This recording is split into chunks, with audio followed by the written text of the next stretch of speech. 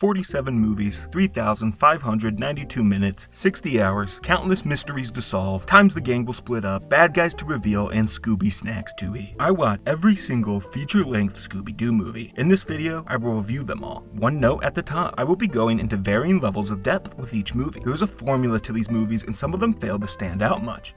Do you really want a deep media analysis on every Scooby-Doo movie? I will go more in depth with certain ones I have stuff to say about. But if I don't have much to say, I'm not going to force myself to do it. I've wasted enough time already, so let's jump in, go grab your Scooby snacks. First off, pay attention to the titles of these movies. We will come back to this point later. First story is about Scooby attempting to ditch the TV show he and the gang has and go big. He wants to make it in Hollywood proper. As everyone does once they make it big in Hollywood, Scooby abandoned his friends who helped him get there, only later to realize he was wrong and return to his Saturday morning cartoon and friends. I kinda wish this movie came out later chronologically speaking. It would have made for a much better storyline throughout this video. I could set up what the franchise has done and give some examples before talking about a movie that has a poignant take on Scooby as a character and his place in pop culture. This movie sets up a lot of what we will see. The heart of Scooby-Doo is in the lighthearted fun, not the glitz and the glamour. These movies weren't made to be massive box office successes or awards darlings. They were made fun, silly nonsense. Acknowledging what you are, empowering yourself by claiming it, gives the series a power to it. I don't want the movies with the talking, crime-solving dog to be played straight to the camera. I want them to lean into the goofiness and the fun aspects of this world, and that's just what the movie did. This had some fun musical numbers and catchy songs. A watchable good time of a movie that won't stick in your brain or mean much to you if you aren't a Scooby fan. But Scooby Goes to Hollywood has a really interesting grasp on what makes these stories so great. Hopefully this momentum keeps up.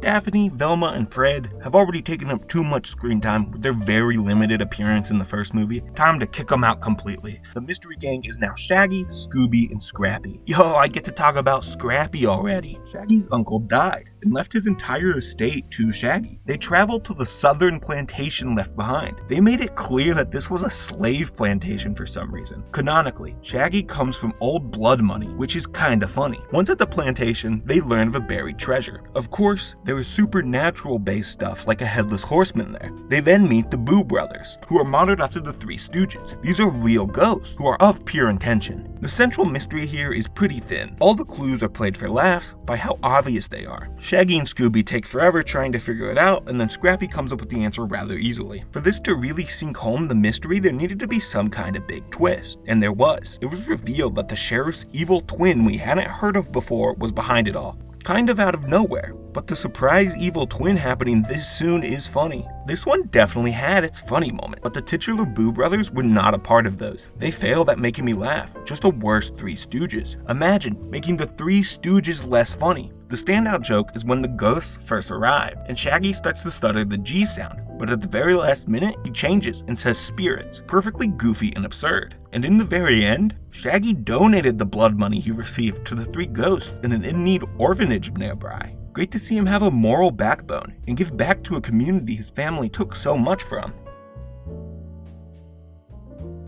The last movie and these next two were all a part of Hanna-Barbera's Superstar 10, a series of various full-length Hanna-Barbera movies. This is our first real era of Scooby movies. Since they were all made close together, they have similarities, down to the visuals and the makeup of the gang. Still no Daphne, Fred, or Velma, but Scrappy is here. As the video progresses, you will see me advocate for keeping the group together. Shaggy and Scooby don't work on their own, and we all know the reputation Scrappy has today. Although I do have to push back against the anti-Scrappy propaganda. He is a fun character in these early movies, outclassing Shaggy and Scoob. Scrappy has the best moments. It isn't totally overbearing. If I were to talk about the shows, I might have different words, but we aren't talking about those right now. So Scrappy is my goat. I love that little guy. The story and mystery were fun. The team becomes gym teachers for a school that teaches the daughters of famous monsters. Dracula, the Mummy, and the sort. The kids were cute, and the movie overall was fun. Unfortunately, this one didn't have many laugh out loud moments. This is our first example of Scooby looking directly into the camera and declaring he doesn't understand a joke. This is something I will laugh at every single time they do it for the next 48 movies. This one just felt a little bloated. There wasn't enough story to fill 90 minutes, leaving it to drag a little and be too full. But there's nothing truly awful going on here.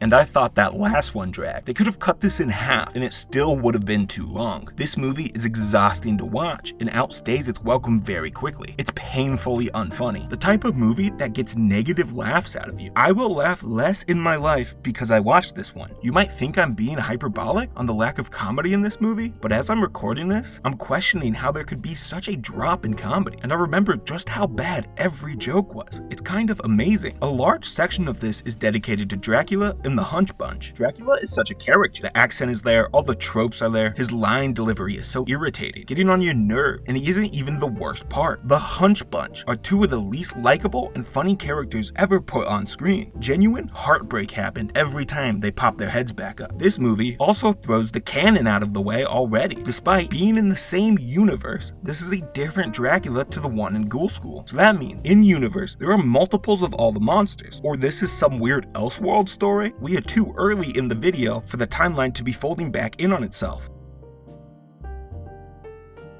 Nope, this one just isn't a Scooby-Doo movie. Scooby and Shaggy get hired as royal taste testers, but they ate all the food. Realizing they're going to be in trouble for this, they go on the run, but they're cornered. So Shaggy puts on a harem girl outfit as a disguise, and the Caliph falls in love with Shaggy. He tells 2 stories to put the Caliph to sleep. The first story starts 5 minutes in, and the second one ends 5 minutes before the end of the movie. Those in-between stories have nothing to do with Scooby, but are instead short stories featuring other Hanna-Barbera characters. Yogi Bear and Magilla Gorilla. So this movie, in universe, is 2 boring stories meant to put somebody to sleep, and they are just that. There's no funniness here either. Borderline shouldn't count as a Scoob movie, honestly, but I wasted my time on it, so I'm going to waste yours talking about it too.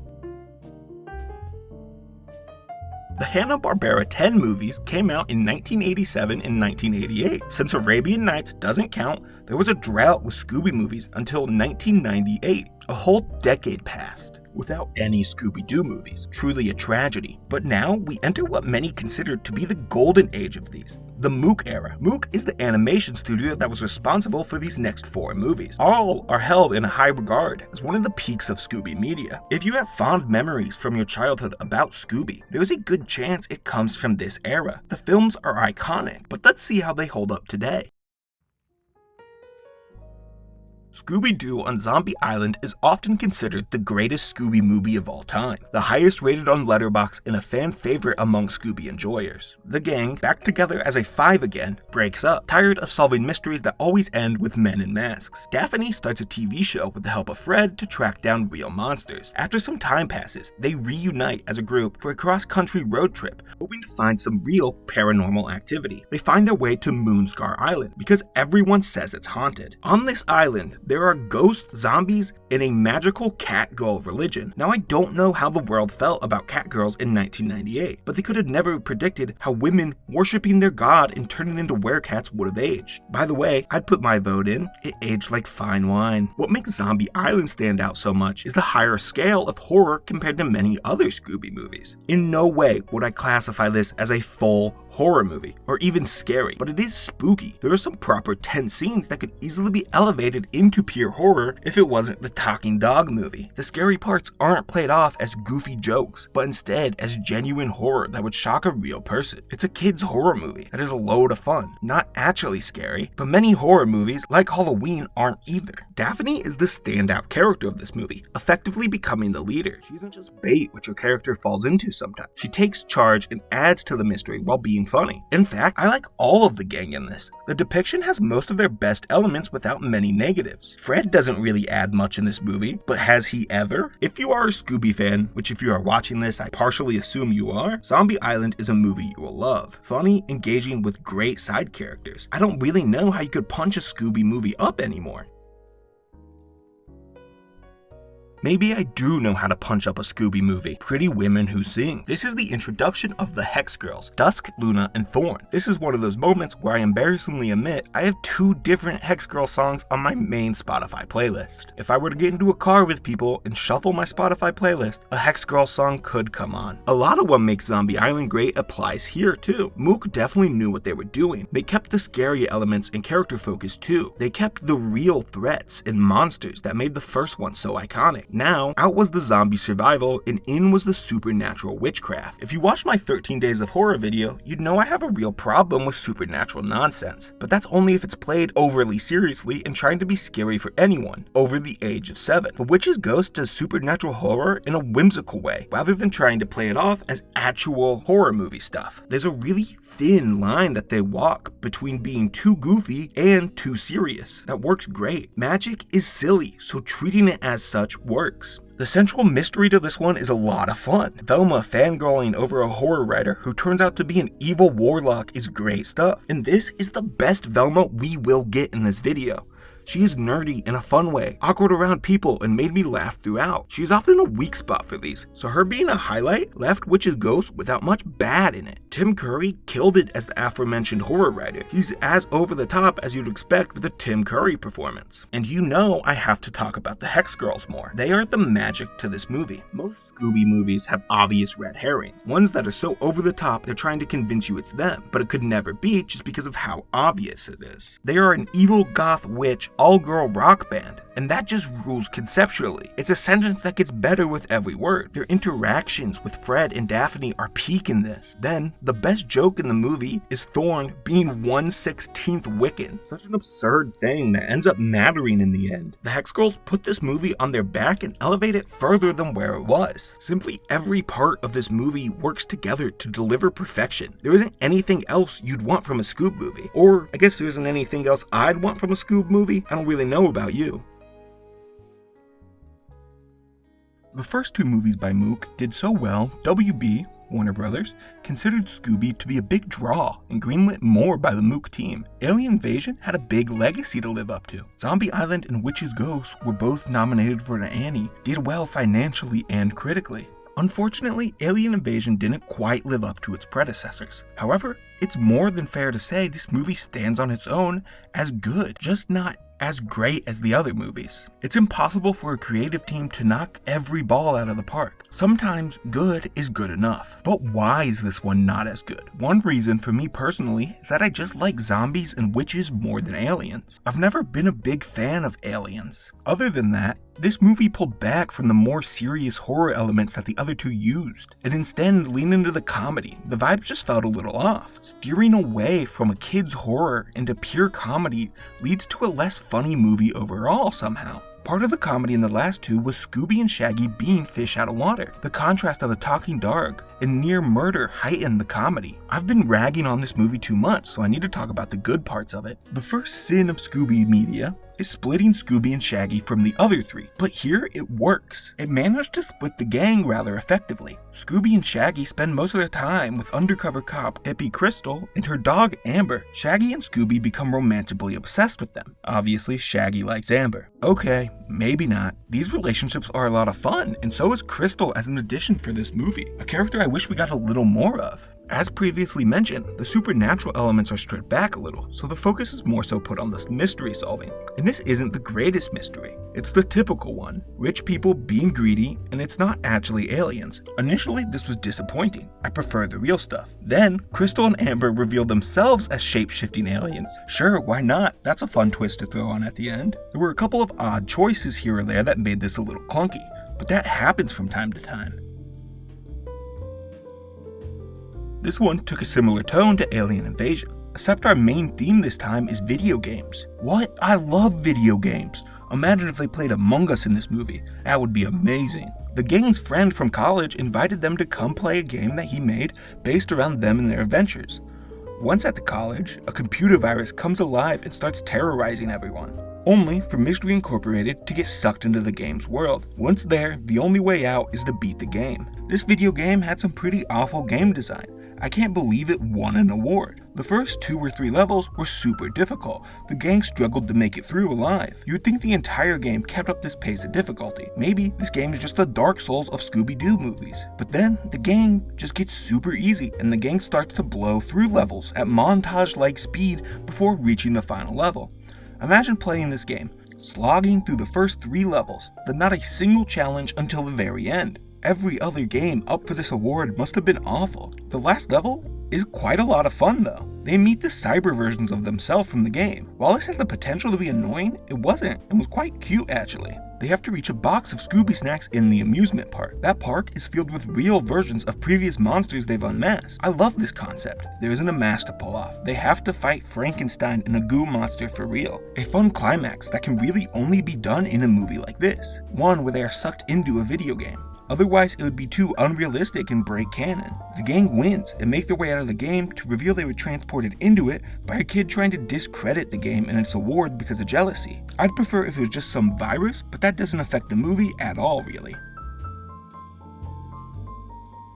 A really solid run of 4 movies. Not many franchises can go this many without a total bomb. They all looked great and made money. These are the movies that put Mystery Incorporated back into the spotlight, making them become mainstream again. Before this, Scooby had been struggling, and now the franchise is a moneymaker for WB, and a big one. But why try to fix what's broken? Why did the relationship between Mook and WB come to an end? Well, after Zombie Island, Warner wanted more input on how the movies were made. Mook mostly made Witch's Ghost with their own team, but the studio started to interfere more and more with each movie. The Mook team was not a fan of the scriptwriter for Cyberchase. He wasn't an animation writer and wrote scenes that were difficult and time investments, putting the team on a tight turnaround. They were also not fans of the story and thought the movies had gotten worse over the years. The growing frustration and costs led to both sides no longer being interested in working together. So all we got were these 4 movies. I wish WB gave Mook more freedom and let them cook, and especially wish Mook had the time to make a TV show. That had the potential to be great, but even with only 4 movies, Mook made a big impact on this franchise. These next 4 entries are a little out of order. I will be covering the 2 live-action movies back to back, but the second was released after the next 2 animated movies I talk about. This post-Mook period is really weird period for Scooby movies. We see their expansion into live action in 2 animated movies that are an island of their own.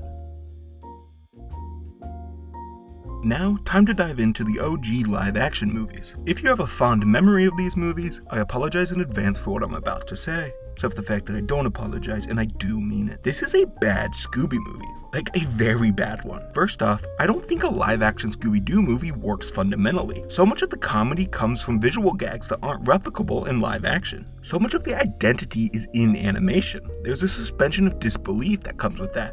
Putting it into live action ruins that, and means the writing has to be super clever and funny to compensate. The writing in this is not super clever or funny. That's strike 1. We get the glorious return of Scrappy-Doo in this movie. He was a highlight of those early ones, but strike 2 is just how unbearable he is in this. Awfully hard to watch. There's a popular internet theory that James Gunn, the writer of this, intentionally made Scrappy the worst, most annoying character ever because he hated him. The theory states that Gunn wanted to kill any chance of Scrappy returning in the future. I love this theory. It's pretty funny. But if this movie has to be the sacrificial lamb to get that result, fine. But strike 3. The biggest sin a Scooby movie can make, they split the gang and make them fight. This movie has some striking similarities to Zombie Island. The gang splits at the start and reunites on a spooky island with a cult. However, in Zombie Island, the team likes each other. Here, they are tricked into being together, and it's absolute torture. They are mean, bad people in this, awful and vindictive to each other. Mystery Incorporated is at its best when it's whole. Each individual member can often fall into caricatures, who can't hold movies without the support of each other. Sure, they poke fun of each other sometimes, but it's all in good fun. This hatred of each other is unwatchable, and I just can't stand it. It feels like the people behind this didn't understand what made Scooby work. Instead, they just made it for the sake of money. They closely followed Zombie Island, but without knowing why that movie was so good and what made it beloved among the fans. I still don't think live-action Scooby works, but Monsters Unleashed fixes some of the issues I had with the first. First and foremost, these characters like each other. They are a group of friends who would willingly hang out with each other without Mystery Incorporated. There's no Scrappy either, and it also doesn't take one of the best movies so far and poorly adapt it and butcher the story. These movies do have their highlights. It's got that early 2000s energy to it that is fun, and the cast absolutely rules in their characters. Matthew Lillard is 100% the perfect person to play Shaggy, and the rest of the gang are really good too. Monsters Unleashed improved upon the first, but I don't care, it's still fundamentally broken at the end of the day. Recap time. It's 2003, and Warner Brothers have split ways with Mook. They need to make Scooby movies. He's a cash cow at this point. They bring in one half of Hanna-Barbera, Joseph Barbera. This is his first solo project after the death of William Hanna. They also reunited the alive members of the voice cast from the original show. These next two movies went old school, moving away from the dark tone and animation style of Mook. Instead, this was animated with a brighter, flashier style, closer to the What's New Scooby-Doo series. But these movies are not set within the canon of that show, but rather their own. The gang is in Australia, on their way to a music festival contest. The contest is named after an urban legend of a vampire called the Yowie Yahoo. The vampire has reappeared and scared off most of the audience in bands competing, but there is one band in particular that has the guts to stay. That's right, the Hex Girls are back. This movie is peak. There's no way to argue it. They aren't as great in this as Witches Ghost, but they are still a load of fun. One interesting note is the vampire isn't your typical depiction of the vampire. It's less akin to a slick, cool goth dude, but instead the big gray version that is a terrifying beast, leaning away from the gothic horror this could have had into a bunch of Australian jokes. Just an example of the tone shift that is happening. The mystery is fine. Scooby uses his collar to reflect some light and hit the vampire, which doesn't burn it. This reveals that the vampire isn't real, and also puts an end to them fighting real monsters for a while. It was a return to dudes in masks of the old times, and the culprits were obviously abandoned the competition that held a grudge for losing. This movie was old school Scooby updated and brought into the modern day, but a little like a regression to the pre-Mook era stuff. While I prefer Mook, I can't say I hated this. It's still Scooby and has highlights. The heart of the characters were there, but I don't think there was much of a reason to pick this one if you're in the mood to watch one of these movies. While in Mexico visiting Fred's pen pal, the gang runs into the legendary El Chupacabra. Well, only sort of. The actual monster in this movie is more so a big gorilla than the sick hairless cat that walks on two legs. I don't really know why they went with the name of the Chupacabra and decided not to use its most popular form. Weird that both these movies got their main horror monster wrong and didn't go with the typical depictions. My main point of discussion with this one is the comedy. This movie bounces from great jokes to painfully unfunny ones really quickly. It's a grab bag in terms of comedy. The delivery of the voice cast helped elevate some of those jokes, and the editing did to others. The best joke is there was an old man, the spiritual leader of the indigenous people. The gang was discussing the Chupacabra attacks with him and learning stuff. After their conversation, he asked if he told them they are in grave danger. They said no, in which he replies, "Well, you're in grave danger." I don't know why I find that as funny as I do, but it's legendary. Dude had 1 minute of screen time and managed to be the standout, maximizing his minutes. My thoughts on this one are very similar to the last one. There's no specific reason to pick this movie. I don't really know if Scooby-Doo and the Monster of Mexico is anybody's favorite Scooby movie, because it doesn't do anything the best. Moving on from this point, most of the OG Scooby crew were no longer involved with these movies. Instead, the voice cast of the What's New Scooby-Doo show took over for the movies, and the animation became even more similar to that show and became canon to it. Frank Welker, the voice of Fred and Scooby, stayed on because he worked on the show. The movies became even more serialized than they already were, treated as longer episodes of the TV show and blended into the show quite a lot. So we move away from the classic format the last two had and started with the show, which might sound like it had massive changes on these, but to be honest, it didn't. Just the little thing changes. The heart to these were still the same. Mystery Incorporated are invited to Scotland by Daphne's cousin, Shannon, to visit the castle their ancestors grew up in and watch the Highland Games. Once there, Shannon shockingly reveals the castle was recently attacked by the Loch Ness Monster. Of course, it had to be the Loch Ness Monster. They're in Scotland after all. I want to play a little game though. Picture the Loch Ness Monster. Now keep that picture in your head. I bet most of you are picturing the blue whale looking thing. In the movie, however, this was straight up a dragon from the water. It was giant, could fly, and was truly terrifying. They made this dude an absolute unit and terrified me. In the end, the Loch Ness Monster wasn't real. It was either a submarine or a giant puppet. Truly impressive puppetry to make one that big. Behind it all was a professor the gang had gotten to know. She was convinced the Loch Ness was real and pulled this stunt to get more people into believing so they would help her find the real one. I really like this as a motivation for a villain. Differs from most of the capitalists trying to get rich and manages to stand out when thinking about villain motivation through the series. Funniest joke in this one is Shaggy commenting on the fog being so thick you could cut it, and Scooby then using his finger to cut the fog. This is the type of joke I'm talking about when I say Scooby can't be replicated in live action. I don't think you can make a CGI dog on a real set cut the fog here the way they did with Scooby. This is a good start to this era. It sits among the best movies we have talked about so far.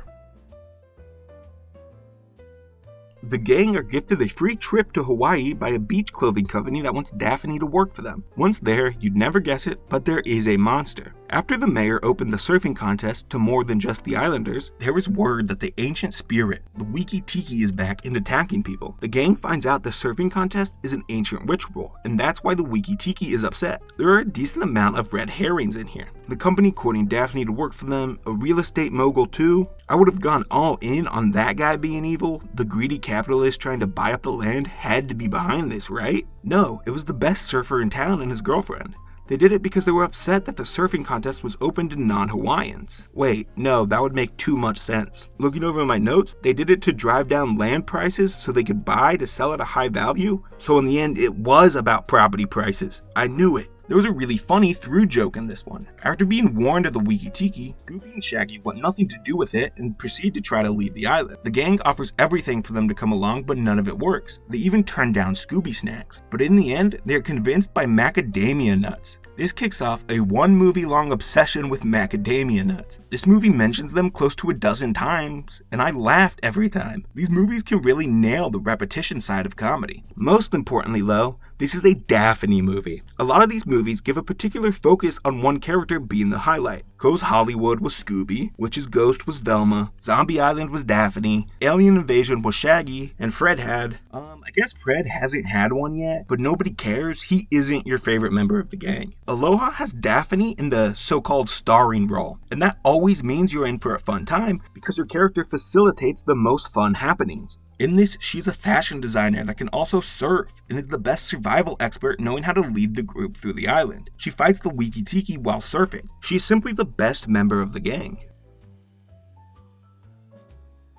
This movie doesn't start with the gang. Instead, we get a flashback to ancient Egypt. As Cleopatra retreats from losing battles, she enters her tomb under a sphinx. There, she makes an undead army to protect her cursed treasure. Skip to modern day as Velma works for an archaeology team in the Sphinx, working to restore it. I'm now realizing just how hard it would be to explain the plot of this, because so much happens. They pack an unbelievable amount into 75 minutes of film. Mighty impressive. Velma gets turned to stone while everyone else is trapped in the Sphinx. But it turns out she wasn't turned to stone. Instead, she's the reimagined soul of Cleopatra. Crazy leap, right? Well, that's not really true either. It was all a ruse to expose a treasure hunter and gain protection for the Sphinx. The story was a mess. They didn't have time to tell it all, leading to everything feeling rushed. However, it's still good. The twist being that one of the gang is the bad guy is brilliant. They fooled me. I didn't think they would kill Velma. There had to be a way for her to live, but I was nowhere near thinking that she was the one behind it all. Even with me thinking that's a great twist, I'm really starting to miss the real monsters. It added to the layer of mystery. It made more people be able to be behind everything. I think this is a movie that could have soared with the real spirit of Cleopatra being involved, having Velma actually turn to stone, and later revealed that Cleopatra realizing that she was only trying to help would be great for her character in the long term. Not every villain needs to be someone in a mask, and this is something that we're going to keep seeing over and over. This one is set in the Bermuda Triangle, which I'm surprised it has taken this long to get to. It's the mysterious place, where you could get away with so much. And we can get real monsters now, right? Pirates Ahoy has a really fun concept. Fred's parents gift him and the gang with a mystery-solving cruise, which they immediately solve every mystery on board, making all the other passengers angry. On the cruise, a hypnotist named Mr. Mysterio accidentally hypnotizes the audience of people, as ghost pirates attack the ship and kidnap Fred's parents and the guy who's good with maps. The gang follows them and unveils everything to be a ruse. Who would have guessed? It was the hypnotist and billionaire who had no impact on the plot. Just like with Where's My Mummy, they had a perfect excuse to make the monsters real. These movies are so predictable and formulated at this point. We're only halfway through the What's New era. Velma is starting to annoy me to no end. She refuses to believe anything that happens to them is really supernatural, and it all has to be some villain in the mask. Even with the most predictable reveal in the series so far, this was a load of fun. The side characters were all great, Fred's parents especially. Every member of the gang is fun. They didn't mess any one of them up too badly, even if Velma was a little annoying. The comedy was consistently good, but most importantly, the ghost pirates just ruled. They were a fun design and concept, with being a constant presence at a certain point. A lot of Scooby villains come and go throughout the runtime, but the pirates kidnapped everyone, so you can't take a break from them, making them some of the best monsters we have had yet. We finally have a Fred-led movie, and he does fine in that role. He has a funny through joke where he keeps asking people to drive vehicles, and they say no every time. But Fred is still a little bland. He just doesn't have much of a personality, especially around this time. But he grew on me over the course of this one, despite not being a different or better character by the end. Daphne, Velma, and Fred are in Paris for a vacation. Scooby and Shaggy were meant to be with them, but they got on the wrong plane. Instead, they are on a plane of a hunter who intends to track down the Yeti, and uses Scooby and Shaggy as bait to do so. This is the very first scene and also where the movie loses me. The worst thing you can do with Mystery Inc. is split them up for a large portion of the movie. Of course, they can split up and look for clues. You are allowed 1, maybe 2 scenes like that. Shaggy and Scooby are pure comic relief, which works when balanced next to the more normal 3 members. The 2 of them become unbearable when separated, and we have to deal with that for 45 minutes, a majority of the runtime on this one. The movies might be named after Scooby, but every member is important. Think back to Scooby Goes Hollywood. He needs his friends. The What's New era of Scooby movies are all pretty similar. They follow a structure and don't do much to stand out. Feels like they were all put together through an assembly line, pushed out because they had to get the yearly Scooby movie done. It was the money draw. You couldn't not make it. They were made for the sake of having something on TV, rather than a filmmaker wanting to make it, which leaves this era feeling a little heartless and distant. They aren't bad movies per se, but I don't see a reason to return to these ones specifically, and hopefully this era is the worst we have to deal with. If it is, then it's a massive boost to the franchise as a whole. These aren't bad, they're just mediocre. I hope the last 2 What's New movies can lift themselves up and become special. This is another movie that so much happens in. To start, this takes place in Coolsville, which is the first in this era. The gang must have spent so much money globe-trotting, so it's time for a hometown adventure. Mystery Inc. attend the carnival to see the magic act of the amazing curd scene. Later on, Scooby and Shaggy find a real magic shop. The shop owner tells them that magic is real and currency is evil. Scooby and Shaggy are turned into monsters and sent into the spirit world. They go on an adventure to stop the evil as the other 3 do their work from the real world. Okay, so now I have thoughts. Many. You all know I've been begging them to reintroduce real monsters, and we finally got it. This breaks the formula of the What's New era quite a bit. There's an entire mystical world that we explore with pixies, goblins, magic, and evil. You think I would be thrilled about this. However, it missed the mark for me. To start, there isn't a mystery here. This is just an adventure in a magical world. There aren't clue finding and problem solving while having to account for the unexplainable. Instead, they are just going on an epic quest to save the world from an evil wizard. Like, come on, that's not what I meant. Instead of monsters entering the human world, Scooby and Shaggy enter their world. I like it when the darkness and supernatural elements creep into the world, build throughout a movie. In the Mook era, everyone was shocked when the unexplainable became true. Here, it is mostly presented as a joke, and then they quickly move on. I do really like how this affects Velma for the movie. I mentioned how she has started to become more annoying and refusing to believe in the supernatural. I think this makes her a bad scientist, and dumb, resulting in me not wanting her to talk. When scientists discover something that science can't seem to explain, they don't immediately throw it away as a hoax, as Velma does. They investigate. Part of being smart is knowing that you don't know it all. When Velma finds out about the magical world, she faints, and it changes her. They had an opportunity to change Velma's character for the better. She could realize that there are some things unknown in the world. She shouldn't just write off a ghost pirate because our current science says it's impossible. But in the end, they wipe her brain and memory, because this is serialized, and you can't change the characters too much. I'm going to spend a ton of time complaining about Velma in the rest of the video, and this is the first big building block of why I dislike her character. I'm not done complaining about this movie. You know, the worst sin in a Scooby movie. That's right, the gang is split in this. Scooby and Shaggy take the spotlight while the other 3 are barely side characters. It doesn't work. Stop doing it. The character designs in this are ugly too, particularly the design of Scooby and Shaggy in the monster world. Like, what are they supposed to be, and why does it look so awful? Shaggy's chin is way too far out. He's this puke green color. Scooby is a mess. They're off-putting and bad to look at, and that applies for a lot of this movie too. Goblin King had potential. The gang falling into the monster world could be a lot of fun, but they made mistake after mistake, and I'm left super disappointed by the end of it. How about we just put the What's New era down at this point? It's going out with a whimper. They have toed the line with racial stereotypes in the past. However, this one just goes full on racist. Even ignoring that, this is on the blander side without many funny moments. The one highlight was Scooby and Shaggy fighting a samurai. This fight actually ruled, but it doesn't make up for the otherwise boring and racist parts. It's sad to see the What's New era go out in this way. There were a lot of great ideas here that resulted in some good movies. However, I think they failed to fully capitalize on the potential a lot of those ideas had. And now I get to talk about the other 2 live-action movies. While not as talked about on YouTube as the original live-action movies, there are people out there who have talked about these two a lot more. If you want an in-depth discussion of these, go there. These weren't even made for theaters. They are TV movies, so cheaply made with little care. Scooby still doesn't work in live action, and the cast is such a downgrade from the original. This takes the Breakfast Club approach. They all hate each other. This movie just strikes out. At least Velma is a little gay. She flirts with Daphne, which is fun, but this is such a nothing movie. I don't even have the energy to care or get mad about it.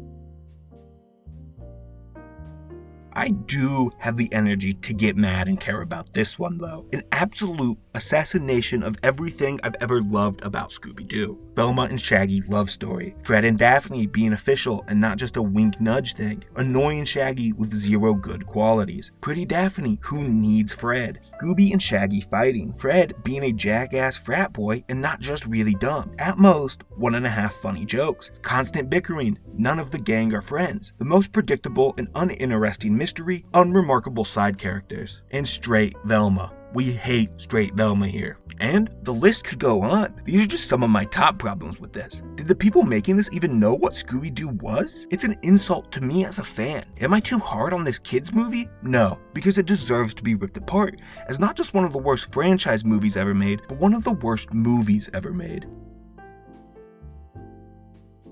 There isn't really a great name for this era of Scooby movies, one that kind of persists to this day. I'm going to be calling it the standalone era because it needs a name. These movies are detached from any specific canon. Most stand alone as a contained story, while also sort of referencing each other, but they are largely to be taken as their own things. In theory, this should result in exploring ideas more and create deviation from the status quo.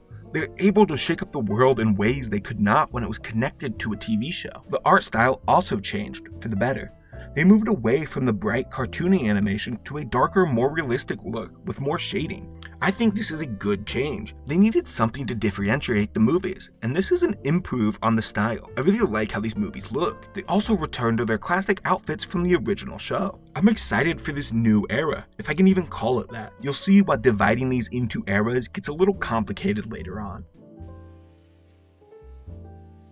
Opening notes, there was a lot of nostalgia bias to this one. There was around a 6-month period in my childhood. I watched this as I went to bed every night, but I was in around the 1st grade, so I don't really remember any of the final details, just that the Griffin was in it. This is also Matthew Lillard's first time voicing Shaggy after playing him in the live action one. I love that he's joined the voice cast for this. Not to diminish other Shaggy voice actors, but Lillard is really great at it. Velma's sister Madeline attends Whirling Merlin Magic Academy. The academy was recently attacked by a Griffin that legend said was supposed to protect the castle. Mystery solving ensues. Immediate thoughts are they nail all the characters pretty well. There's a nice balance of Scooby and Shaggy, not too much of them. They also aren't completely useless and stupid. Fred doesn't get much, but when he does, it's great, and his jealousy of the attention Daphne gets is so much fun. And Daphne doesn't get loads to do either, but what she has is also great. Velma is fine. She is a little bit of a fun sponge, but that's the point in this. She is playing the overbearing older sister, while in other movies her inability to let people have fun is mostly annoying. It turns into endearing here. On top of that, the side characters are the best we have had since the Hex Girls. Madeline fits in with the group perfectly. Her cute flirting with Shaggy, endless energy, and banter with the whole group standing out. She really fits like a glove and brought the younger sibling energy they lack. I would love to see more of her, or preferably take that little sister role and give it to Velma. There was a guy trying to buy the castle who makes snow cones. He's fun. Marlin are in the upper tiers of characters we've seen in this video. And then there was Crystal, Merlin's former stage assistant. She appears and Fred falls in love right off the bat, which leads to a lot of the funnier moments. Crystal is a cool character. She has a pet lion. There was a lot of light jealousy and playfulness when Crystal flirts with Fred, and vice versa. This of course making Daphne mad. She's a little cold to both Fred and Crystal throughout. At one point she calls Fred Scarf Boy, who must have been ruined at that moment. They're trying to solve who made this machine of a banshee to scare people. Crystal comes in and shuts the machine off. Daphne accuses her of being responsible. How else could she know how to turn the machine off? Crystal, straight face, tells her the button says off. I genuinely believe it's one of the best C-plots in any movie ever. The real strength of this movie was getting the characters and their relationships down, putting a focus on that rather than jokes that can be anywhere. The funny moments were jokes that could only be done with this group of characters. Off to a great start.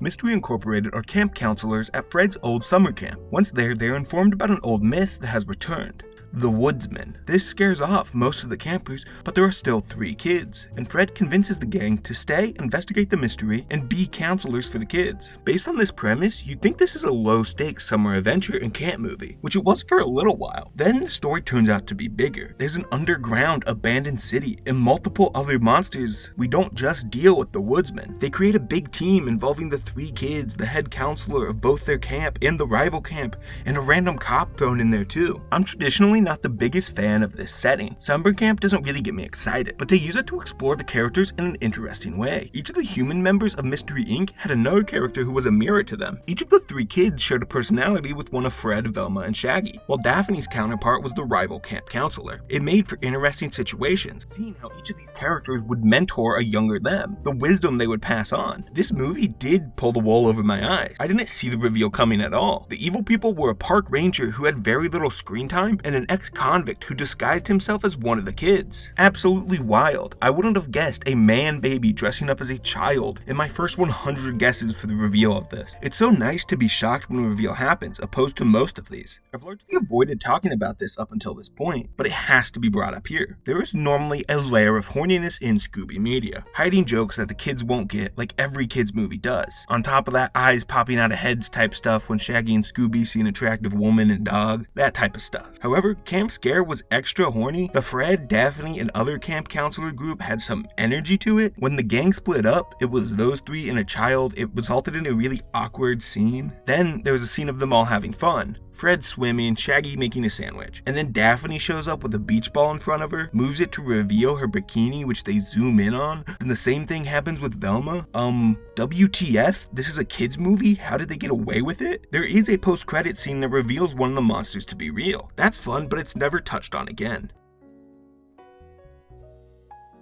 Shaggy just now learns he suffers from anxiety and has a tendency to freeze when scared. He's distraught after learning this, thinking he has to quit Mystery Inc. He thinks the anxiety is something new that will make him unable to help solve mysteries. However, the gang decide to take him on a trip out of town for a spa weekend to cleanse his mind and help him calm down.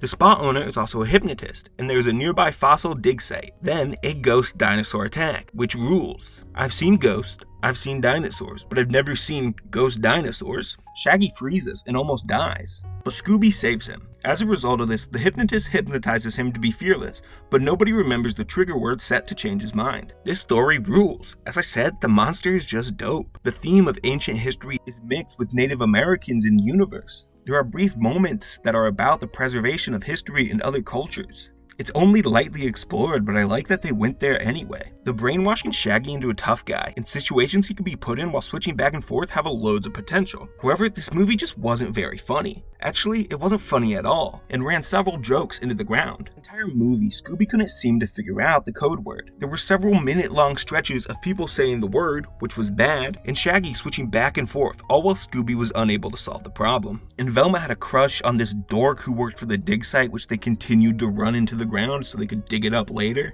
This movie thought those jokes were hilarious, and if your joke was bad the first time, imagine how it would feel the 12th. If this movie did manage to land the comedy, I could see it becoming a classic Scooby-Doo movie, but as is, it lands in the middle of the ranks.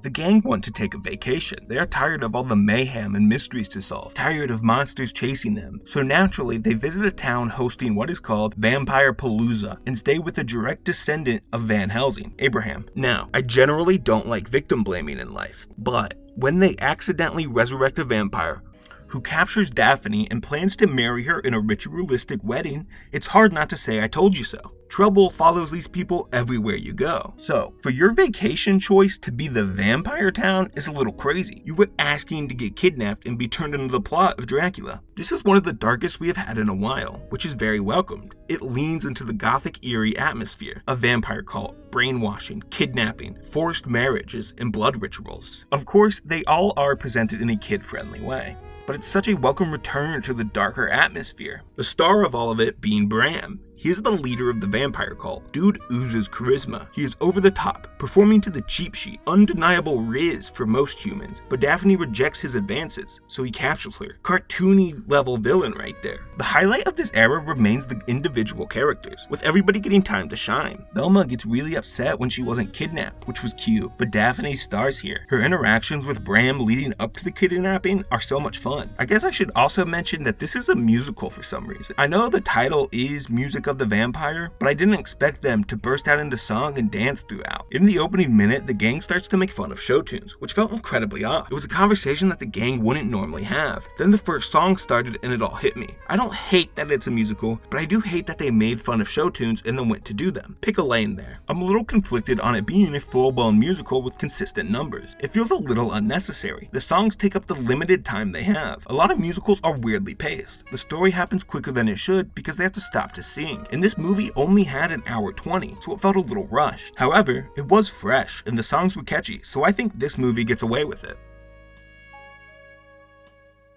A werewolf is terrorizing a circus, following them everywhere they go and attacking. The owner of the circus predicts it's one of his performers, and hires Mystery Inc. to go undercover as performers of their own. Fred becomes a trapeze assistant, Daphne does a motorcycle act, Scooby and Shaggy have a double act of animal tricks, and Velma unfortunately becomes the human cannonball. We get to spend time with each of the characters and their circus mentors, see the dynamics of the circus play out. Loads of this is fun. Great comedy, some big action set pieces, character moments, and the setting all shine and work together.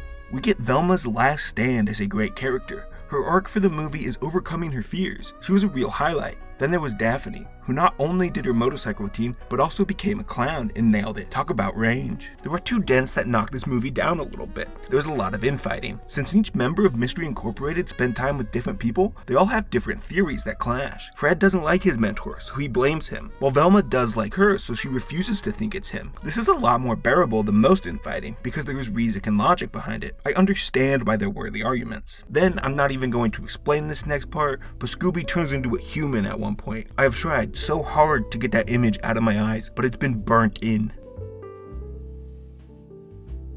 Would everyone please take a moment of silence? We gather here to celebrate the life of Velma Dinkley, born on September 13th, 1969, and lived a life as a wonderful character until this movie came out, February 26th, 2013. This movie is the funeral of Velma Dinkley. It did irrevocable damage to her character. In this movie, the gang travels to Comic-Con. Shaggy and Scooby enter a cosplay contest dressed up as Blue Falcon and Dynamite, an old Hanna-Barbera cartoon if you didn't know. Once there, they meet the original Blue Falcon actor and the new executive that has changed the show to be darker and grittier. This upsets the OG Falcon, Scooby and Shaggy. I sympathize with them deeply. I have also seen a Zack Snyder movie. During a screener for a new trailer, an old villain from the TV show attack, and Mystery Inc. has to investigate. This came out in February 2012, months before The Avengers and The Amazing Spider-Man, a year before Man of Steel. The superhero craze was in full effect, but it had yet to show the negative sides. This movie explores the studio greed and interference we would come to see, predicted fandoms turning on their product because they missed the good old days, and also fans eating up whatever the studio gives them. This is a genuine ahead of its time commentary on superhero movies, something that Birdman would later go on to copy. Then, after spending the whole movie trying to fight this darker Blue Falcon, the original actor accepts a deal to cameo in the new one as a father figure, which Scooby also does. How in the world was this movie able to predict the entire Snyderverse and the stunt casting in superhero movies like Doctor Strange, Multiverse of Madness, and Deadpool and Wolverine have? I'm amazed by the foresight here, able to predict things like Michael Keaton coming back for Batman in The Flash. Now back to addressing the dark cloud that hangs over this movie, the death of Velma. We have had some great Velmas and some fine ones. This is the start of Velma becoming easily the worst member of Mystery Incorporated. Her personality morphs into catty, rude, and dismissive. She hates Comic-Con and everything that comes with it, bullying Scooby and Shaggy for cosplaying. It ruins the fun, more nerdy nature of this one. Like, girl, grow up and let these people have their hobbies. It adds this negative cloud to everything whenever she speaks. This will go on to become the core tenet of her character. Combining that with the fact that she's becoming more adamant that nothing is real except what science has already proven leads to her just getting worse with every passing movie.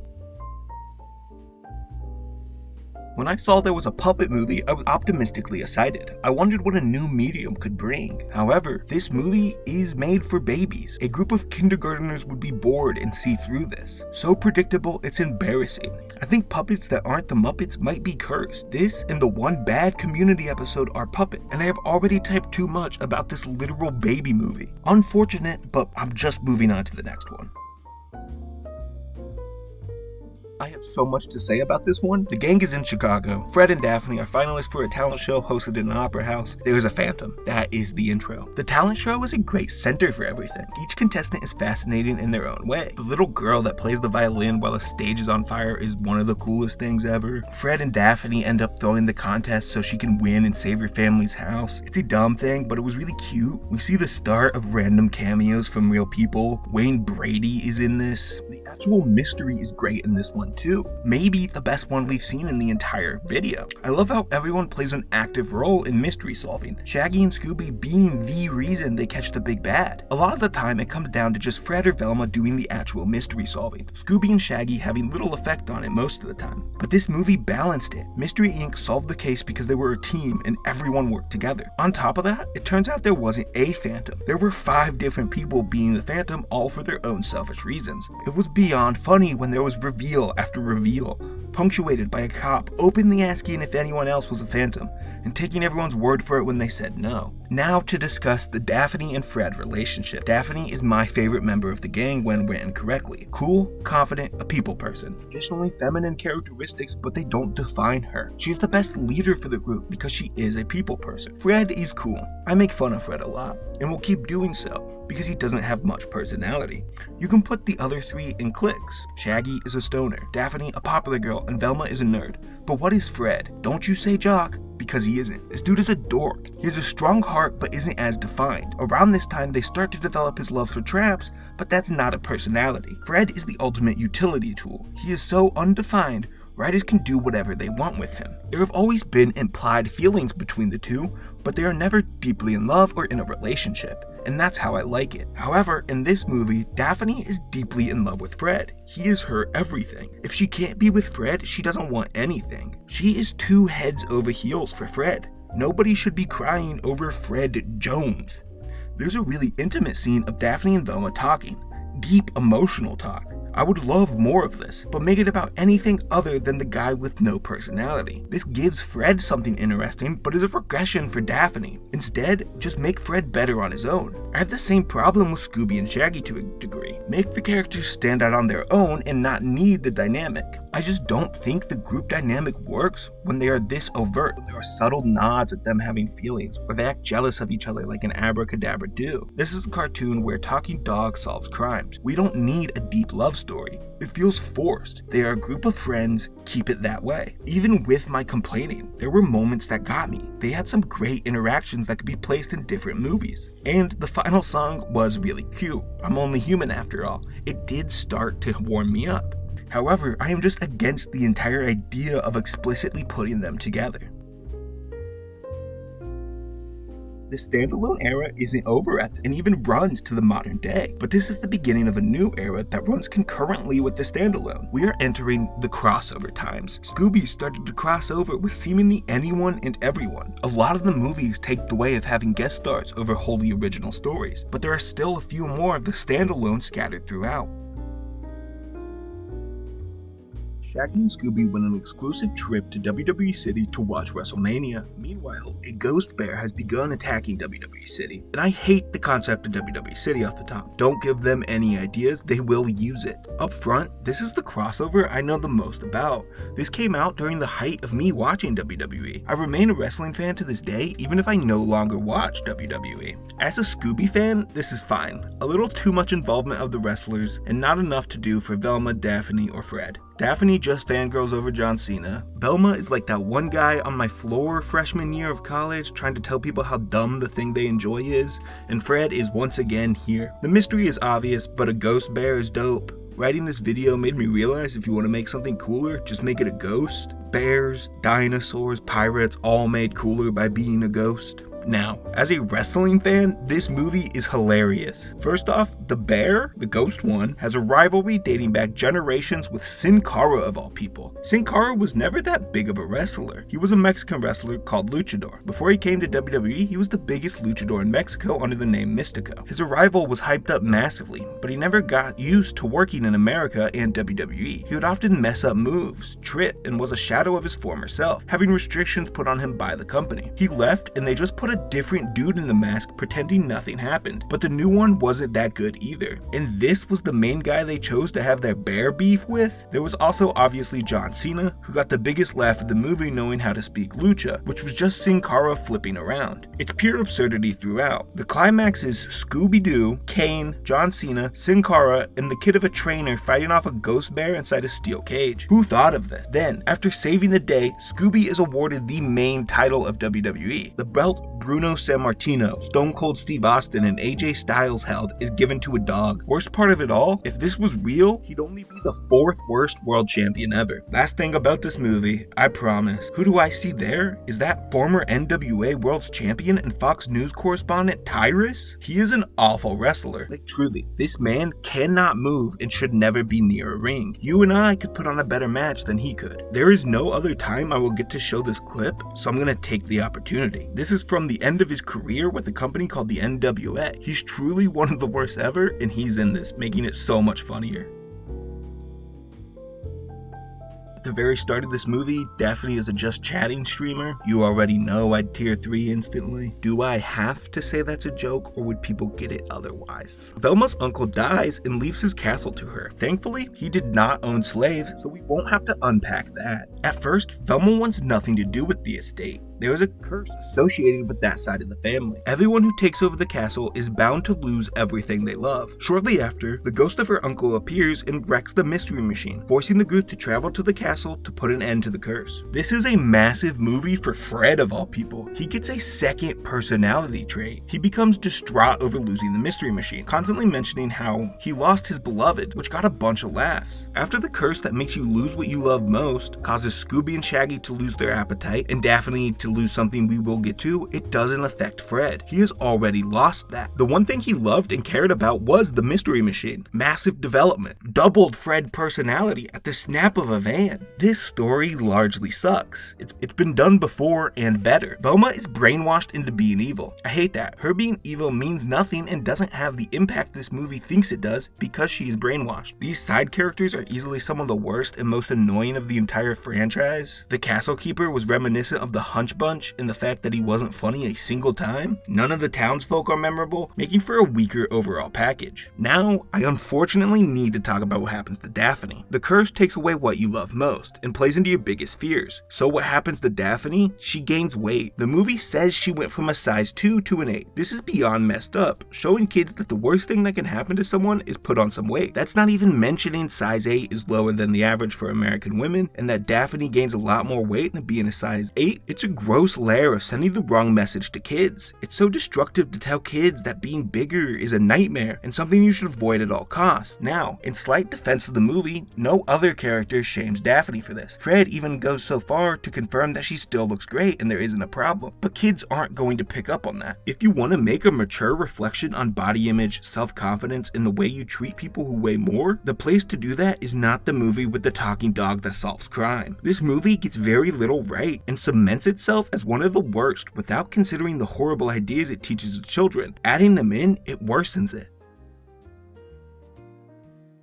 Buckle up, everybody. This is the movie I have the most notes on. I'm about to talk about an animated Scooby-Doo movie for way longer than any one person should. At the very start of the movie, Daphne tries to pass her driving test with the support of Velma. She fails miserably though. Later, the gang win a trip into outer space with astronaut Sharon and other people who don't matter. Once in space, alien and robots are attacking the space shuttle. Everyone on board realizes there's an imposter among them. This is a movie that violently reinforced my feelings on the individual members of the gang. Daphne is the best, Velma is the worst. I was heading in that direction already due to all the points I have made, but this cemented them in those spots. Doubly so, Velma at the bottom. I thought she was unbearable in Blue Falcon, but I didn't know the half of it. Moon Monster Madness Velma is competing with Flap for my most hated movie character ever. It's revealed that Daphne scored the best on the astronaut's examination. She also starts to bond with Sharon, and they become closer friends. Because she is an awful person, Velma hates this. It eats her up inside that Daphne outscored her, and becomes cold to both Daphne and Shannon because of it. She is also so rude and dismissive when it's found out Daphne scored the best. She initially refuses to believe it and questions if there was a mistake. And at this point, I just have to wonder, why would anyone be friends with her? The Daphne and Velma friendship is the emotional center of this. I find it a little hard to sympathize with Velma though. I just can't get behind throwing a fit because your friend is good at something you aren't. It's not Daphne's fault she outscored her. People are allowed to have more friends than just you too. There are nuggets of Velma that I can connect to. She's clearly jealous of Daphne being a people person, struggles socially compared to the more outgoing Daphne. She uses her perceived smarts over Daphne as her value. It's real stuff that could be great, but they ruin it by making Velma beyond rude and disrespectful. You do not treat your friends this way. Why can't Velma just be supportive of the others when they are shining, like the rest of the gang are? You celebrate your friends' accomplishments. Self-confidence issues or anxiety are not an excuse to act awful. They could have spent time talking about it and properly telling the story. Daphne and Velma could have a heart-to-heart that solved this issue, but it's Scooby-Doo.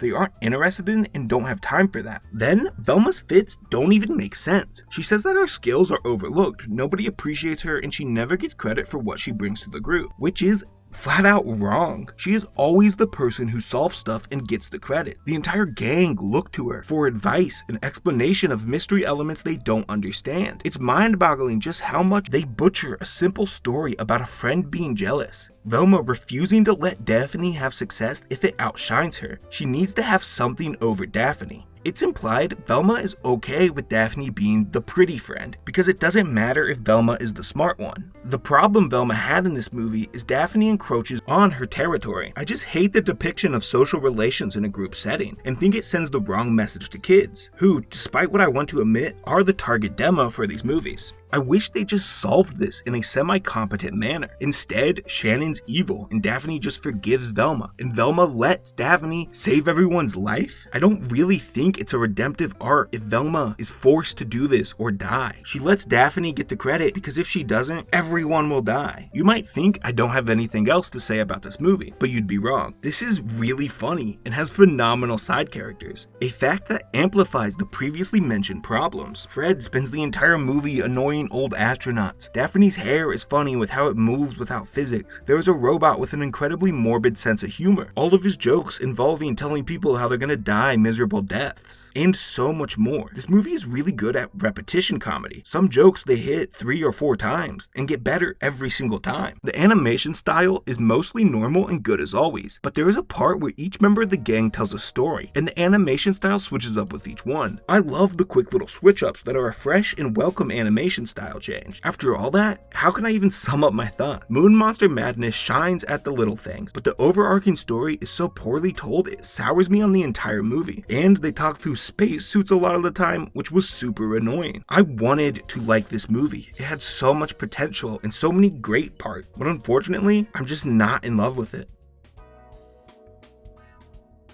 I don't have many thoughts on these next few, so I would be speeding through them a little. In this movie, the gang travels to Kiss World to see the band perform live. I find it really odd how in the Scooby-verse there are so many corporate-themed places to visit. First WWE City, and now a Kiss amusement park. This is the scariest thing any of these movies have shown. I don't want to live in a world in which there's such big corporation in their advertising. This movie is wild, but a lot of the focus is put on Kiss. As a non-fan, I failed to connect with this one, but even with that, it was still a fun, more middle-of-the-road Scooby movie. Velma said the craziest thing after the last few movies. She said, "Personally, I find their sideshow act to be a little juvenile, but my mother told me to take a more active role in my Fred's interests." Velma, I've told you that for a long while at this point, but of course, you had to be reductive of your friend's hobby and explaining your attempt at personal growth. It just doesn't work for me. On the other hand, it's Fred who repeatedly dismisses Kiss in their music. It's annoying, but never reaches the level Velma's did in the other movies. At least he did it in a funny way. Instead, loving a boy band called the Ascot 5. I really enjoyed all of the Ascot 5 jokes, honestly. I'm combining the two Lego movies. They are very similar, and I actually don't remember which one is which. These are not like the Lego Batman, instead being poorly animated with paper-thin plots. I know Scooby-Doo is a franchise for children, but they just crossed over with Kiss. It has some broad appeal. These, just like the Puppet movie, were made for babies. And the Lego sound effect is infuriating. The clicking of pieces snapping together. I will never think about these movies for the rest of my life. That's how little impact they made on me. The gang is at WWE's famous monster truck races. What? You do a wrestling crossover and don't even have them wrestle? It's all about racing? Absurd. I know Vince never wanted WWE to be a wrestling company, but this is just ridiculous. It's neither a Scooby-Doo movie nor a wrestling movie. So what's the point? I just don't care about The Undertaker, Miz, or Triple H. It's nonsense and not the fun kind. I'll never understand why they made this a racing movie. It is worth noting that the villain was a WWE personality, Triple H, rather than an OC compared to the first one. If I was Cody having to voice for this trash, I probably would have quit too. The gang gets invited by Shaggy's cousin to visit her ranch. Recently, attacks started back up in the town, perpetrated by Dapper Jack Rogers, Shaggy's ancestor. Dapper Jack was a cowboy who went rogue, committing a horrible crime spree, and Shaggy looks identical to him, which causes some fun comedy. The mystery rules, and is something you could have picked up on, but probably wouldn't have. As always, it's not the real ghost of Dapper Jack attacking people, but instead somebody wanting to buy land. At the start of the movie, Velma goes onto the website for the ranch they're visiting, and is horrified to see it uses El Kabong font, a true eyesore. Upon getting to the ranch, the neighbor Rife explains he was the person who designed the website. After learning a company called Black Rattler was buying up land, the gang later finds a business card, which of course uses El Kabong, and Velma correctly deduces Rafe has been the ghost to drive people to sell their land, because no real professional would use El Kabong. It's such a small detail that's missable. But the font conversation stood out at the start of the movie. The gang rarely have conversations that don't matter in the Mystery Machine. It often sets up plot points for later, so this font being brought up there, and multiple points after, should have clued me into its importance. I love when these movies can surprise me like this. On the negative side, this is maybe Daphne's worst movie. A lot of her screen time was dedicated to obsessing over a child singer in the creepiest way possible, but she has her moments, she rocks a cowboy outfit, and has some great little friendship moments with Velma. It really pains me to say this, but Velma was kinda great in this one, outshining Daphne by far. Their friendship was really cute, but Velma shined as the nerdy mystery solver in this one. Every member of the gang got one joke that they repeated over and over in this movie for some reason. Velma's being that she was allergic to everything, better than Daphne's but not as good as Fred's. Her not joining in on the Western fun wasn't unbearable. She wasn't dismissive of it, just didn't want to join in. So by the point she fully embraced going cowboy mode, it was heartfelt. Why can't she just be this lovable dork all the time? And there were some great jokes in this. Particularly, anytime the gang would want to do something, they would ask who they need to talk to in order to get it done. This one guy would tell them, you need to go talk to the blacksmith, or chef, or ranch hand. And every time the gang would ask who that person was, and he would say himself. This joke they do over and over is funny every time.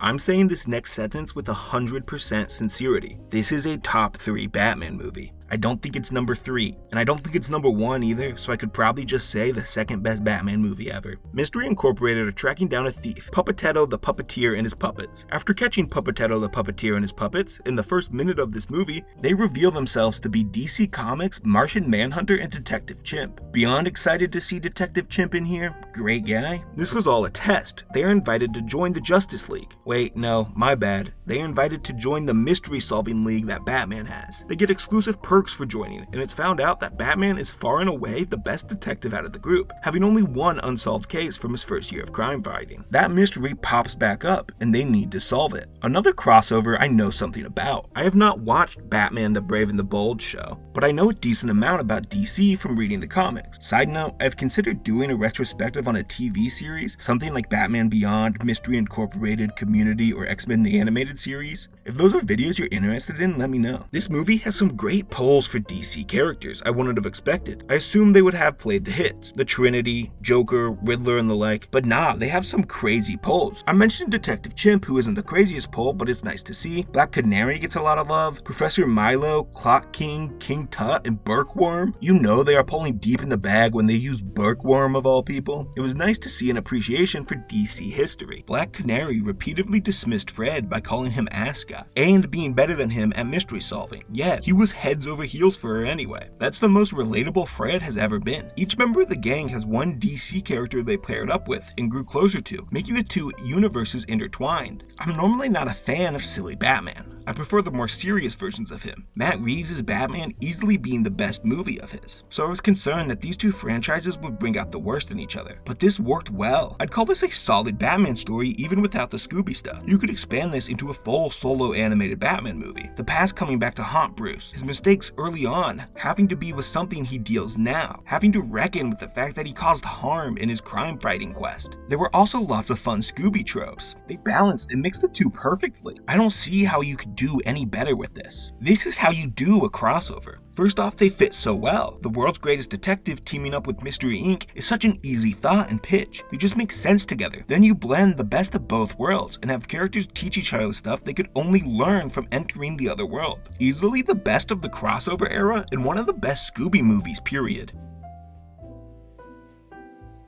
Mischaracterizes its main characters in a live-action movie where they bicker. There was nothing that made this a Scooby-Doo movie. If you swapped out the names of the main two, nobody would be able to tell this was written with the IP in mind. Made for TV, high school, low-quality movie. I don't have time or energy. Next one.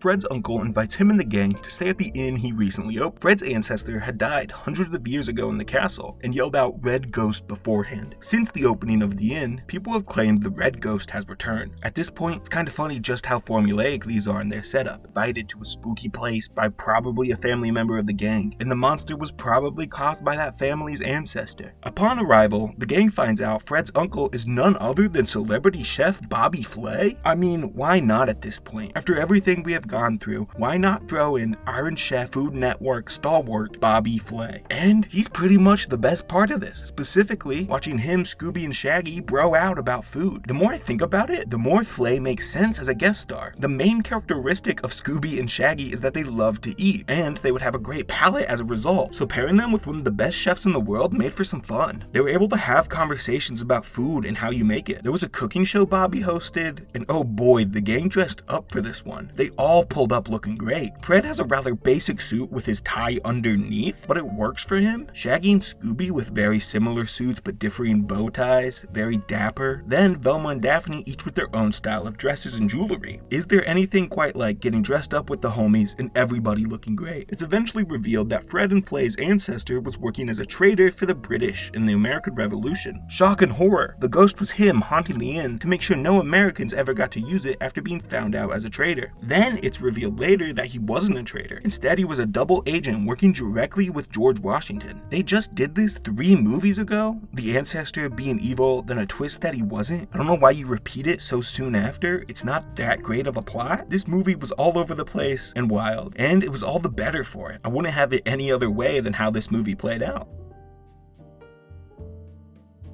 Woo! It's a Daphne movie. We are so back. This is a sequel to The 13 Ghosts of Scooby-Doo, a TV show. In the show, they captured 12 of the ghosts, but never the final, most powerful one. And finally, after 34 years, they decided to give it a conclusion. That show debuted in 1985 and went unfinished for 3.5 decades. My theory is there was somebody at Warner Brothers who loved that show and wanted a proper ending, so they strategically spent their entire life working their way up the corporate ladder just to get this movie made. Mystery Inc. is banned from crime solving in Coolsdale after chasing the wrong suspect. We are shown Fred's incompetence as a leader throughout. One of the best bits in any movie. The gang was chasing the supposed bad guy as they come up to an escalator. Fred says it's dangerous to run up, so they have to ride. Then we see every member of the gang go up so slowly. Great joke that is only one example of Fred being a bad leader. Everything he suggests is shot down by other members of the group. Later, Scooby, Daphne, and Shaggy are contacted by Vincent Van Ghoul, who helped them find the first dozen ghosts. Fred and Velma weren't in the original 13 Ghosts show, by the way. It's explained that they were away at summer camp. This adds to Fred's shattering ego. Him not being around for this massive globetrotting adventure really weighs on him. This is another movie that puts a lot of focus on the individual characters. Velma briefly has to face the idea that ghosts might be real, but by the end she is proven right that ghosts aren't real. Smug Velma being proven right is one of my least favorite tropes. This also retconned an entire show, saying the ghosts were never real? That's dumb. Fred has his breakdown of confidence and eventually realizes he isn't the best leader, but instead embraces his true role, which is as a supporter. He doesn't need the spotlight. He can be the glue that holds the group together. He's the morale guy on the team. And then we have the GOAT, Daphne, and this is a top 3 Daphne movie. She wore her old outfit from the show, pink leather jacket, and it looked sick. She pilots a plane through a fight with a ghost, jumps out of planes, makes the plans the group uses, puts herself in harm's way, and is the ultimate leader. This is Daphne at her best, shining as the main leader of the group, able to handle people and direct the gang, knowing who's good at what and what they'd be best to do. I know not every movie can be a Daphne movie. It would throw off the balance and the dynamics wouldn't work, but when they do come along, I love it. I don't even care this movie stomps on the legacy of a 34-year-old show and keeps saying the ghosts aren't real. I didn't grow up with the show. I don't care. I got Daphne being cool as fuck, so I'm happy. And thank God there was no Scrappy-Doo, because he was also in the original show.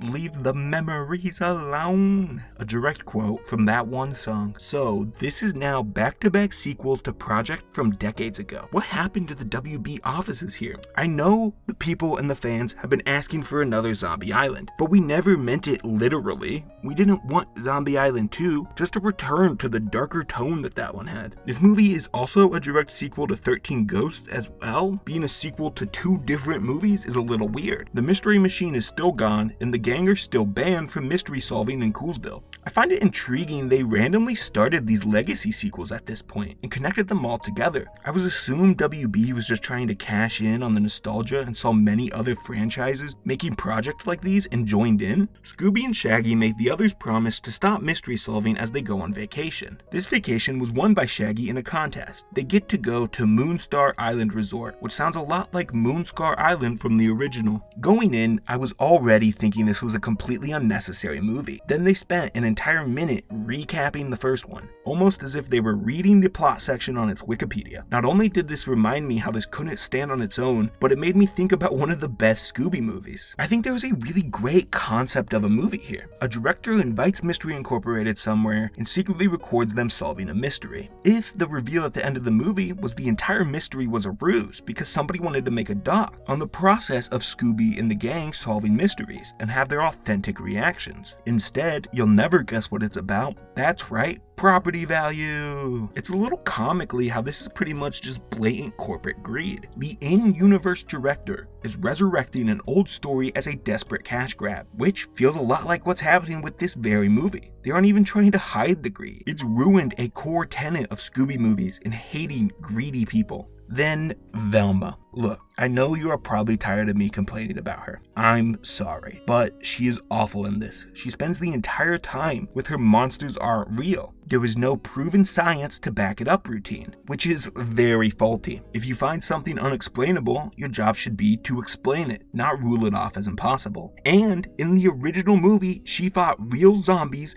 and real werecats. I'm fed up with this. If I didn't batch watch these, the problem might not have been as apparent, but Velma is truly a stain on the franchise at this point. Not just ruining the current movies, but going back and leaving an effect on the old movies as too in the way she talks about them. My resolve is really being tested. Back-to-back movies of WB trying to use Scooby as a franchise in name. falling victim to modern Hollywood's need to have a roaring success. It's no longer enough to make a profit in a good movie. Instead, you need to go bigger and supposedly better. This is the only animated Scooby movie to be released in theaters, and then it turned out to release in 2020. There isn't much info about exact budgets to Scooby movies, but in general, we're looking at around $3 million per movie. And with a low budget, you don't need to make as much money to profit. You can keep a team together and employ it with work that fulfills them at a relatively low cost. Then there is Scoob. The budget for Scoob is a gross $90 million, 30 times that of a normal Scooby movie. To turn a profit, they would need to make somewhere around $200 million. What I'm saying is this was an awful financial decision to begin with. It was never going to make that much money, even without COVID impacting that. As a standalone kids movie, Scoob is fine. It's neither offensively bad nor all that engaging. If I was a parent who was exhausted and needed something to distract the kid while I did dishes for an hour, this would do the trick. However, as an adult without kids who watched every Scooby movie in the span of 2 weeks, this is offensive. It's insulting to Scooby fans, to the people who are in the trenches fighting for their lives, watching the TV shows, each movie, and being there for each installment of it. Scoob wasn't a celebration of the franchise and its history. The people behind didn't love and understand these characters deeply, like they claimed. Everyone say it with me, they committed the first sin of a Scooby movie. They split the gang. The movie does not understand that Mystery Incorporated is the draw, not just Scooby and Shaggy. It splits the two from the other three, relegating Velma, Daphne, and Fred to glorified cameo, pairing Scooby and Shaggy up with Blue Falcon and his team. They really thought Blue Falcon was gonna do it? He was gonna be the one to make this better? The reason I say this movie is insulting is that its executive producer Chris Columbus claimed they loved and understood Scooby-Doo and its characters. He claimed it was for me and the people who've been fans for a long time. But all the examples say otherwise. Daphne, Velma, and Fred have no character other than being set dressing. Shaggy and Scooby have a big annoying argument. Just admit this was a cash grab. Don't say it's for the fans. This also isn't a voice cast. Instead, it's celebrities who don't know these characters and can't perform them the way they should be. At least they had the decency to bring Frank Welker back as Scooby, a role he's held for 20 years. However, even with him on the cast, they didn't use him as Fred. Frank is Fred. He's voiced Fred in every Scooby project apart from the one he was a kid, a pup named Scooby-Doo, and later Velma. Instead of the guy who was stuck by this team and character since inception, they went with Zac Efron's stilted delivery. I love Efron. He has a talent, but he was woefully miscast. I mean, look at these people. Mark Wahlberg, Gina Rodriguez, Tracy Williams, Ken Jeong, and Amanda Seyfried all give nothing. The entire movie felt like people working for a paycheck, zero care put into it. And then there was a sequel mostly made, but WB had to go and can it. I hated this movie, but it's better to release the corporate slop than keep it in a vault for a tax write-off. It's in this moment I look back to our very first movie, where Scooby had the chance to go big, elevate his status, and make more money, but he chose to stay with the people who had his back. He danced with who brought him. WB lost that message. They lost their minds with this one.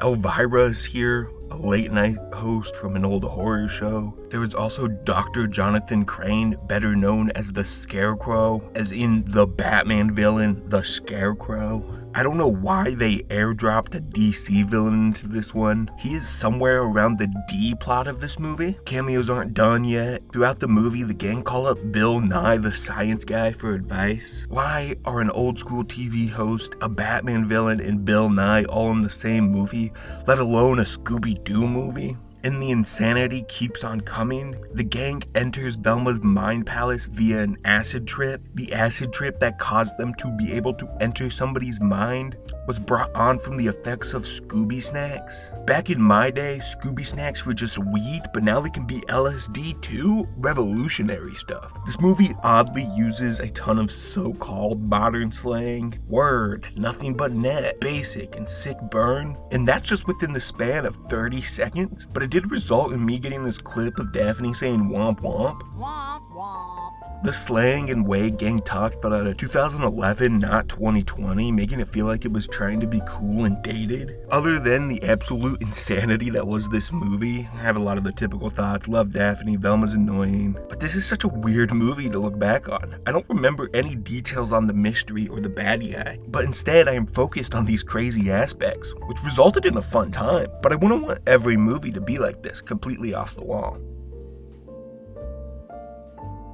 When I first watched these and wrote the script, I had swapped the place of the next two movies. I had more to say about the one that came out first, and it felt like it was a better wrapping up point for the video. But then I later realized I missed two movies entirely. I was working off an outdated list. So the last movie I talk about actually came out next, but I'm temporarily skipping it. I don't have many thoughts on some of these, so it would be anticlimactic to end the video with one of those movies. To be real, I just don't like Courage the Cowardly Dog. The show has always annoyed me, and the visuals gave me a sort of headache. I went into this expecting not to like it, which of course, I really didn't. This movie just wasn't meant for me. It had a couple of cute moments, but I was largely just watching this for the sake of saying I watched it. The main villain of this movie was a cicada, which feels wrong. We have epic villains like ghosts, pirate, dinosaurs, the Yeti, and the like. Then, this was just an annoying ass bug. At the start of the movie, the gang realize all the costumes from their villains are made by one person, Coco Diablo. They set up a sting operation and get her arrested for hiring people to try and kill Mystery Inc. After that, the mysteries largely dry up. Coco was the sole reason behind the ongoings in Coolsville. But once a new villain emerges, the gang needs Coco's help in tracking them down. This movie had some great potential, hampered by some bad decisions. First is the animation looks really bad about half of the time. Shaggy looks awful, while Daphne looks weird, leading to this movie feeling skewed in some kind of way. Second are the fourth wall breaks. This movie is meta to the point of exhaustion. Scooby talks about the franchise being named after him. I hate when characters acknowledge they are in a movie. Shut up, man. Third is the awful characterization of Daphne. She had no impact on the actual plot or mystery solving. She was treated as if she had zero intelligence or skill applicable to mystery solving. She was slotted in as the pretty dumb one. And this must be Bizarro World, because I really liked Velma in this. She had a crush on Coco that was really endearing. She broke down when having to solve crimes with her, and was nervous just to be near Coco. Daphne wingman Velma, which was great to see, and her only positive contribution. But Velma and Coco just worked really well as a pairing. Coco being a vibrant character we gotta learn a lot about. Coco cements herself as one of the best side characters in this video. Would love to see more of her in future projects. In the end, I can respect the animation for trying something new at least. It looked pretty good at points, and it's nice to see movies try innovating on the formula and style I'm so used to. I think with a little more time and care, this movie could have soared, but as is, it's a fine Scooby movie, so I am satisfied.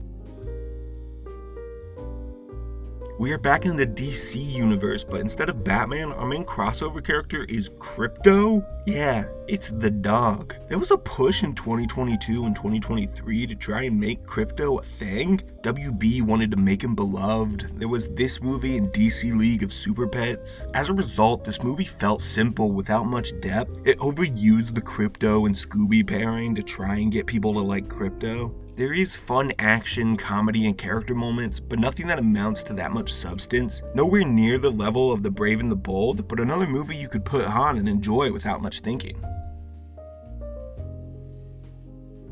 Now we reach our final movie. Scooby-Doo, The Sword and the Scoob is a great final movie to talk about, because it sums up so many of my thoughts on the entire franchise. Most of the points I have made in this video can be circled back around to in this movie.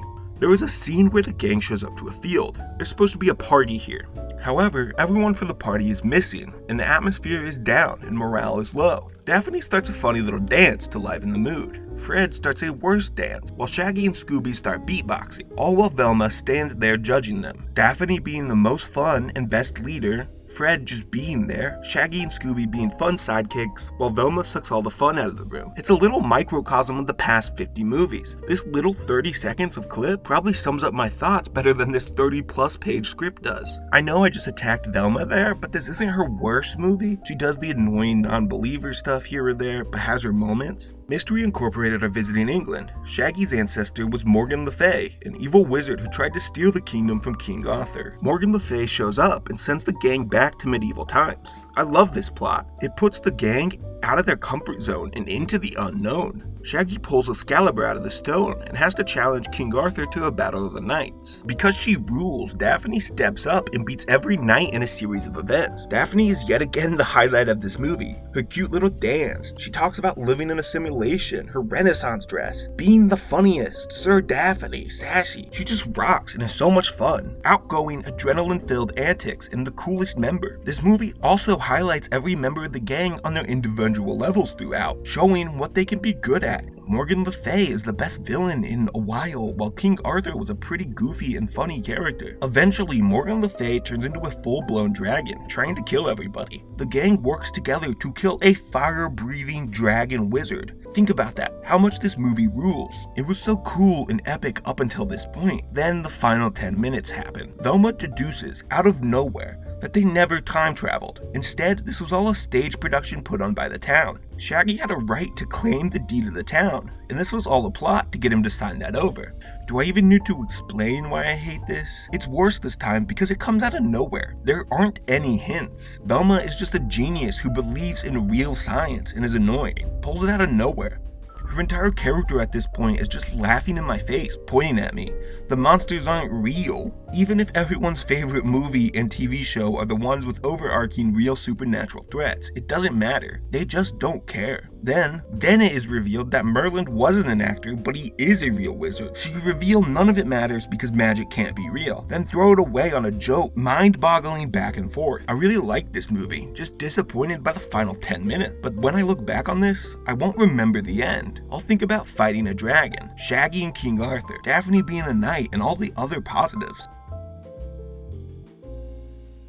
And now I'm going to rank every single Scooby-Doo movie. I want to say that this is not the entire point of the video. The video was mostly made as a retrospective reviewing the series in a whole, but I do enjoy putting things in lists and people like hearing lists, so I'm adding this here at the end. Number 49, Scooby-Doo Curse of the Lake Monster. Number 48, Scooby-Doo Adventure Mystery Map. Number 47, Scooby-Doo and Arabian Nights. Number 46, Daphne and Velma. Number 45, Scooby-Doo The Mystery Begins. Number 44, Scooby-Doo and the Reluctant Werewolf. Number 43, Scoob. Number 42, Scooby-Doo. Number 41, Scooby-Doo and the Samurai Sword. Number 40, Scooby-Doo and WWE Curse of the Speed Demon. Number 39, Scooby-Doo Frankencreepy. Number 38, Lego Scooby-Doo Haunted Hollywood. Number 37, Lego Scooby-Doo Blowout Beach Blast. Number 36, Scooby-Doo 2 Monsters Unleashed. Number 35, Scooby-Doo Return to Zombie Island. Number 34, Straight Outta Nowhere, Scooby-Doo meets Courage the Cowardly Dog. Number 33, Scooby-Doo and Kiss Rock and Roll Mystery. Number 32, Scooby-Doo and the Ghoul School. Number 31, Scooby-Doo meets the Boo Brothers. Number 30, Trick or Treat Scooby-Doo. Number 29, Chill Out Scooby-Doo. Number 28, Happy Halloween Scooby-Doo. Number 27, Scooby-Doo and the Goblin King. Number 26, Scooby-Doo Legend of the Phantosaur. Number 25, Scooby-Doo Mask of the Blue Falcon. Number 24, Scooby-Doo WrestleMania Mystery. Number 23, Scooby-Doo and the Gourmet Ghost. Number 22, Scooby-Doo and the Loch Ness Monster. Number 21, Scooby-Doo and the Monster of Mexico. Number 20, Scooby-Doo Music of the Vampire. Number 19, Scooby Goes Hollywood. Number 18, Scooby-Doo and Krypto 2. Number 17, Scooby-Doo and Where's My Mummy? Number 16, Aloha Scooby-Doo. Number 15, Scooby-Doo Legend of the Vampire. Number 14, Scooby-Doo Moon Monster Madness. Number 13, Scooby-Doo Pirates Ahoy. Number 12, Big Top Scooby-Doo. Number 11, Scooby-Doo Shaggy Showdown. Number 10, Scooby-Doo Stage Fright. Number 9, Scooby-Doo Camp Scare. Number 8, Scooby-Doo in the Cyber Chase. Number 7, Scooby-Doo Curse of the 13th Ghost. Number 6, Scooby-Doo Alien Invasion. Number 5, Scooby-Doo The Sword and the Scoob. Number 4, Scooby-Doo Abracadabra-Doo. Number 3, Scooby-Doo Batman the Brave and the Bold. Number 2, Scooby-Doo on Zombie Island. Number 1, Scooby-Doo and the Witch's Ghost.